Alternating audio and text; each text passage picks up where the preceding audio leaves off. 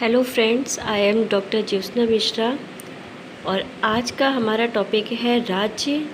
और उसमें राज्य में है राज्य की उत्पत्ति कैसे हुई है और उसकी परिभाषा है, और इसके तत्व जो है हम नेक्स्ट वीडियो में कवर करेंगे।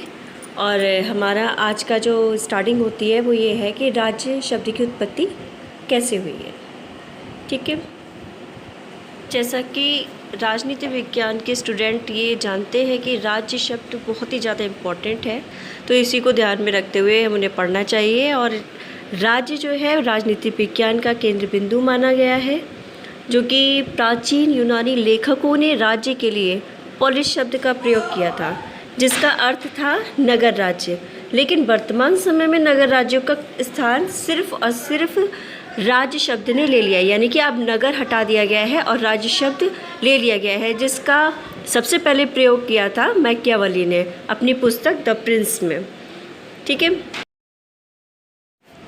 नेक्स्ट आता है कि राज्य की परिभाषाएं क्या है।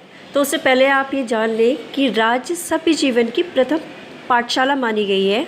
सुंदर और नैतिक जीवन के लिए, यानी कि अच्छे जीवन के लिए सबसे ज़्यादा ज़रूरी है कि सर्वोत्तम व्यक्ति हमें कहाँ से मिले। तो अभिव्यक्ति हमें कहाँ से मिलती है? राज्य से। यानी राज्य शब्द विभिन्न अर्थों में प्रयोग किया जाता रहा है, और जिसमें कि हम परिभाषाएं देखेंगे। और परिभाषाएं भी हम ये कह सकते हैं, मान सकते हैं कि राज्य की परिभाषाएं समयानुसार व राजनीति विज्ञान के विद्वानों द्वारा अनेक अर्थों में दी गई है, जिसमें कि सबसे पहले है सुलझे के अनुसार राज्य शब्द की उतनी परिभाषाएं हैं जितने राजनीति के लेखक, यानी कि जितने भी राजनीति के लेखक हुए सब ने अलग अलग परिभाषाएं दी हैं, जो कि सुलझे बता रहे हैं। नेक्स्ट है गार्डनर।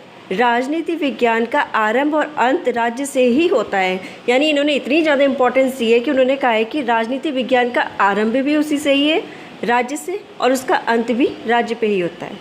नेक्स्ट है बिलोबी। राज्य एक ऐसी कानूनी व्यक्ति या स्वरूप है जिसे कानून के निर्माण का अधिकार प्राप्त है, यानी कि उन्होंने कानून के दायरे में रखते हुए बोला है कि कानून के निर्माण के लिए सबसे ज़्यादा जो अभिव्यक्ति की इम्पोर्टेंस होती है, जिसके पास अधिकार है, वो है राज्य। नेक्स्ट प्लेटो कहते हैं राज्य व्यक्ति का विराट रूप है, यानी कि व्यक्ति, बहुत सारे व्यक्तियों का एक विराट रूप जो है वो क्या है? राज्य है। ठीक है, कार्ल मार्क्स क्या कहते हैं? राज्य केवल एक ऐसी मशीन है जिसके द्वारा एक वर्ग दूसरे वर्ग का शोषण कर रहा है, यानी कि कार्ल मार्क्स ने बिल्कुल ही अपोजिट दे दिए। उन्होंने कहा है कि एक वर्ग दूसरे वर्ग का शोषण कर रहा है, तो वो राज्य के अंदर ही पॉसिबल हो सकता है, यानी कि राज्य एक मशीन की तरह काम कर रही है।